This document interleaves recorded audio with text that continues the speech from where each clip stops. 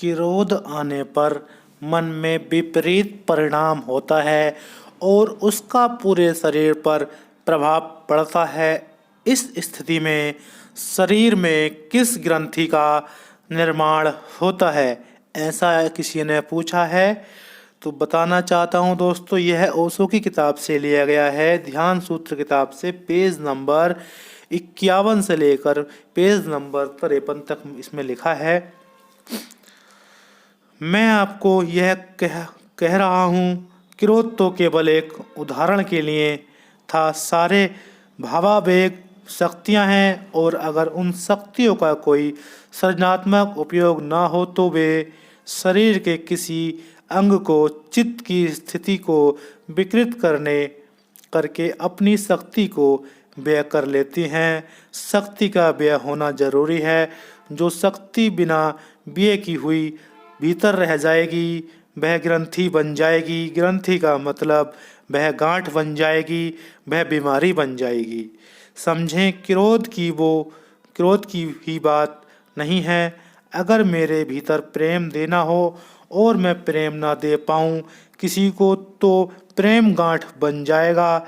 अगर मेरे भीतर क्रोध हो और मैं क्रोध ना कर पाऊँ तो क्रोध गांठ बन जाएगा। अगर मेरे भीतर भय पैदा हो और मैं भय प्रकट ना कर पाऊँ तो भय गांठ बन जाएगा। सारे भावावेश भीतर एक शक्ति को उत्पन्न करते हैं। उस शक्ति का निष्कासन चाहिए।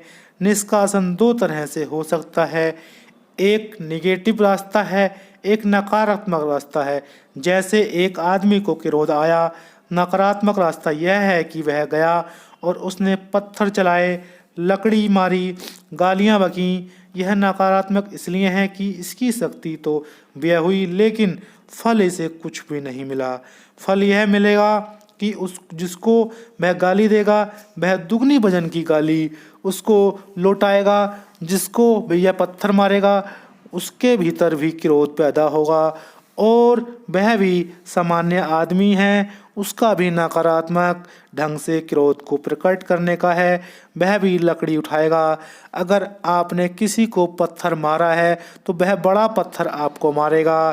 क्रोध का नकारात्मक उपयोग और क्रोध को पैदा करेगा, शक्ति व्यय होगी, फिर से क्रोध पैदा होगा और नकारात्मक आदत फिर क्रोध करवाएगी, फिर शक्ति व्यय होगी, फिर विपरीत उत्तर में फिर क्रोध पैदा होगा। क्रोध की श्रृंखला अनंत होगी, उसमें केवल शक्ति ही व्यय होती जाएगी, परिणाम कुछ भी नहीं होगा। क्रोध की श्रृंखला को तभी आप तोड़ सकते हैं जब आप क्रोध का कोई सक्रिय उपयोग कर लें, कोई सृजनात्मक उपयोग कर लें। इसलिए महावीर ने कहा है, जो घृणा करता है वह घृणा में उत्तर पाता है, जो क्रोध करता है वह क्रोध को पैदा करता है, जो बैर करता है वह बैर को जन्म देता है और इस श्रृंखला का कोई अंत नहीं है और इसमें केवल शक्ति ही व्यय हो सकती है। परिणाम क्या हो सकता है समझ लें। मैं क्रोध करूं, आप उत्तर में मुझे क्रोध दें, मैं फिर पुनः क्रोध करूं, आप फिर उत्तर में मुझे क्रोध दें। परिणाम क्या होगा, यह क्रोध मुझे क्षीण करेगा और मेरी शक्ति को व्यय कर जाएगा। इस वजह से सभ्यता के ने नियम बनाया है कि क्रोध मत करो। इस वजह से सभ्यता ने नियम बनाया है कि किसी पर क्रोध जाहिर मत करो। यह नियम तो अच्छा है, इससे क्रोध जाहिर तो नहीं होता, श्रृंखला तो नहीं बनेगी, लेकिन वह शक्ति मेरे भीतर शक्ति का वेग घूमेगा। वह कहाँ जाएगा, वह कहाँ जाएगा। पशुओं की आँख आपने देखी है, खूंखार से खूंखार पशु की आँख आपसे ज़्यादा निर्मल होती है। एक हिंसक पशु की आँख भी मनुष्य की आँख से ज़्यादा निर्मल होती है। क्या बात है, वहाँ दमित वेग कुछ भी नहीं है। क्रोध आता है तो उसे प्रकट करता है, चिल्लाता है, आवाज़ करता है, हमला करता है, निकाल देता है। वह सभ्य नहीं है, उसको जो होता है निकाल देता है। बच्चों की आंखों में जो निर्मलता होती है उसका क्या कारण है, उनको जो होता है उसे वे निकाल देते हैं। उनकी कोई ग्रंथियाँ पैदा नहीं होती। अगर उन्हें क्रोध आता है तो क्रोध निकाल देते हैं। अगर ईर्ष्या होती है तो ईर्ष्या निकाल देते हैं। अगर किसी बच्चे का खिलौना छीनना है तो उसको छीन लेते हैं। दमन है बच्चे के जीवन में, इसलिए सरलता मालूम होती है, और आपके जीवन में दमन है इसलिए जटिलता शुरू हो जाती है। ग्रंथि का अर्थ है कॉम्प्लेक्सिटी। कुछ भीतर होता है, कुछ आप बाहर दिखाते हैं। वह तो शक्ति नहीं निकल पाती, वह कहाँ जाएगी, वह ग्रंथि बन जाएगी। ग्रंथि का मेरा मतलब है वह गांठ की तरह आपके चित्त में या आपके शरीर में अवरुद्ध हो जाती है। जैसे नदी में कोई पानी का हिस्सा बर्फ के टुकड़े बनकर बहने लगता है, तो जितने बड़े बड़े टुकड़े होते जाएंगे नदी की धारा उतनी ही कुंठित होती जाएगी। अगर सब बर्फ बन जाएंगे तो नदी जमकर वहीं समाप्त हो जाएगी।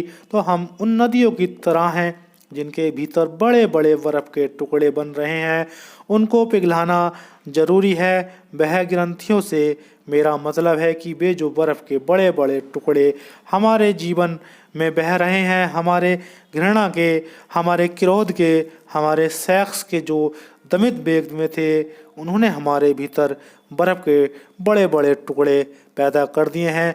अब वे हमारी धार को बहने नहीं देते। कुछ की तो धारा ऐसी है कि सब बर्फ ही बर्फ हो गया है, वहाँ कोई धार ही नहीं है। उसको पिघलाने की ज़रूरत है, और उसको पिघलाने के लिए मैंने कहा सृजनात्मक उपयोग करना चाहिए। और सृजनात्मक उपयोग के लिए मैंने दो रास्ते बताए। एक तो पिछले वेग को कैसे विसर्जित करें, और एक नए वेग का कैसे सृजनात्मक उपयोग करें।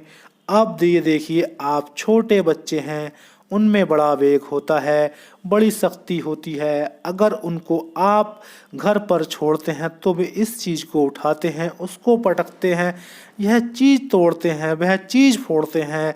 आप उनको कहते हैं ये मत करो, यह मत करो। आप उनसे यह तो कहते हो कि यह मत करो, लेकिन आप यह कभी नहीं कहते कि फिर क्या करो। और आपको यह पता नहीं है कि जब एक बच्चा एक गिलास को उठाकर पटक रहा है तो क्यों पटक रहा है, उसके भीतर शक्ति है, और शक्ति निकास मांगती है। अब कुछ नहीं मिलता तो एक गिलास को पटक रहा है, उस गिलास को पटकने से उसकी शक्ति निकसित होती है, निकलती है। लेकिन आपने कहा गिलास मत तोड़ देना, और वह गिलास तोड़ने से रुक गया, वह बाहर गया। उसने फूल तोड़ना चाहा, आपने कहा देखो फूल मत छू देना, वह फूल भी नहीं छू गया पाया, वह अंदर गया। उसने किताब उठाई, आप बोले देखो किताब खराब मत कर देना, तो आपने उसे यह तो बता दिया कि क्या मत करना, आपने उसे ये नहीं बताया कि अब क्या करना है।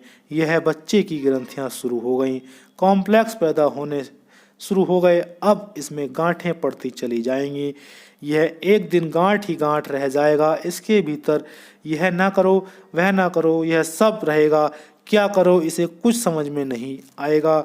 मेरा कहना यह है सृजनात्मक उपयोग का कि इसे यह बताओ कि क्या करो क्या नहीं करो। अगर यह गिलास उठाकर पटक रहा है तो इसका मतलब है कि इसके पास शक्ति है और कुछ करना चाहता है। आपने कह दिया यह मत करो, इससे बेहतर था आप इसे मिट्टी देते और कहते एक गिलास बनाओ, इस गिलास की तरह एक गिलास बनाओ, तो यह सृजनात्मक उपयोग होता। मेरी आप बात समझे। यह फूल तोड़ने गया था, इसे आप कागज़ पकड़ा देते और कहते कि इसी तरह का फूल बनाओ, तो यह सृजनात्मक उपयोग होता। यह किताब फाड़ रहा था या किताब उठाया था, इसे आपको कुछ देना चाहिए था कि उस शक्ति का उपयोग करता। अभी शिक्षा बिल्कुल ही असृजनात्मक है, क्रिएटिव नहीं है, इसलिए बच्चों का जीवन बचपन से खराब हो जाता है। बाकी हम बिगड़े हुए बच्चे हैं जिनका बचपन से हम बिगड़ा हुआ और हम जीवन भर वही बिगड़ा हुआ सब करते चले जाते हैं। तो मैंने जो कहा क्रिएटिविटी सृजनात्मक, उससे मेरा मतलब यह है कि जब भी शक्ति का उदय हो उसका कोई सृजनात्मक उपयोग करिए जिससे कुछ बन जाए, कुछ निर्मित हो जाए, कुछ विनिष्ट हो ना हो। अब एक आदमी को निरंतर निंदा करता है किसी की, हो सकता था वह कोई गीत लिखता। और आप जानते हैं जो गीत नहीं लिख पाते, कविता नहीं लिख पाते, वे आलोचक हो जाते हैं। वही वह शक्ति है जो क्रिटिक्स है, ये वे जो आलोचक हैं, वह वही शक्ति है जो गीत लिख सकती थी, कविता बना सकती थी, लेकिन उन्होंने इसका सृजनात्मक उपयोग नहीं किया।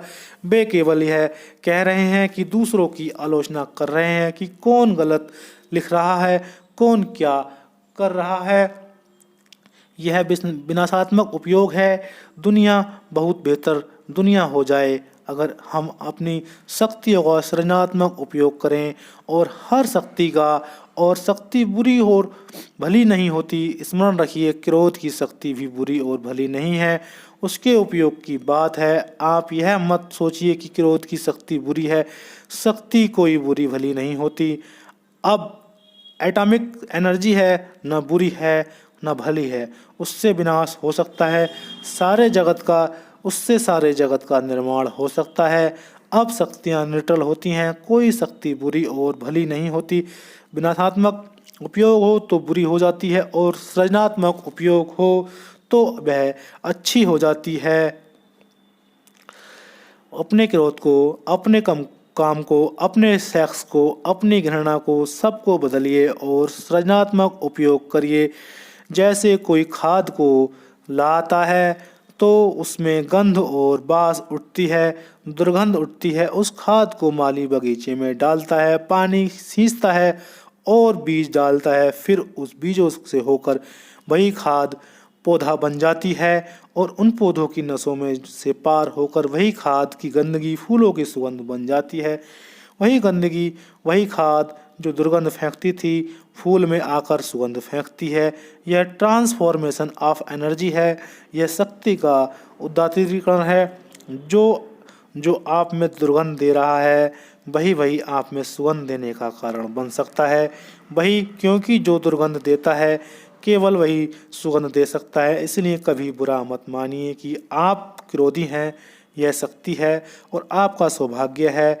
और कभी बुरा मत मानिए कि आप सेक्सुअल हैं, कि आप कामुक हैं, यह शक्ति है और आपका सौभाग्य है।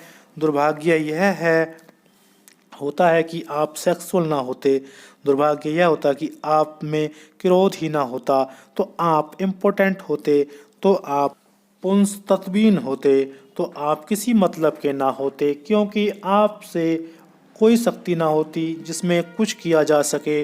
तो शक्ति के लिए सौभाग्य मानिए, और आपके भीतर जो भी शक्तियाँ हों उसका धन्यवाद मानिए, क्योंकि वे शक्तियाँ हैं।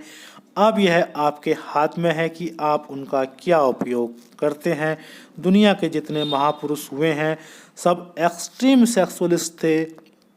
जितने दुनिया के महापुरुष हुए हैं सब अति कामुक थे। यह असंभव है अगर ना रहे हों। अगर अति कामुक ना होते, महापुरुष नहीं हो सकते थे। गांधी जी भी को आप जानते हैं अति कामुक थे, और जिस दिन उनके पिता की मृत्यु हुई, डॉक्टर ने कह दिया कि पिता मरने को है, वे उस रात भी अपने पिता के पास नहीं बैठ सके। जब उनके पिता मरे तो वे अपनी पत्नी के पास सोए हुए थे, और डॉक्टर कहे कि पिता मरने को है, और उस रात भी वे पिता के पास नहीं बैठ सके, वे मरने को थे रात में। यह जाहिर ही था। गांधी जी को बहुत धक्का लगा इस बात से कि मैं कैसा आदमी हूँ, मैं आदमी कैसा हूँ। लेकिन धन्य भाग था उनका कि वे इतने कामुक थे। वही कामुकता उनका ब्रह्मचार्य बन गई। वही कामुकता अगर वे उस रात पिता के पास बैठे रहते तो पक्का मानिए गांधी पैदा नहीं होता। दुनिया में हम में से अधिक बैठे ही रहते हैं, रात क्या 2 रात बैठे रहते हैं, पर गांधी पैदा नहीं होता। वह जो उस दिन दुर्गंध मालूम हुई होगी, उसके चित्त को वहीं बाद में उसके जीवन की सारी सुगंध बन गई। तो किसी शक्ति का अनादर मत करिए, अपने भीतर उठी किसी भी शक्ति का अनादर मत करिए।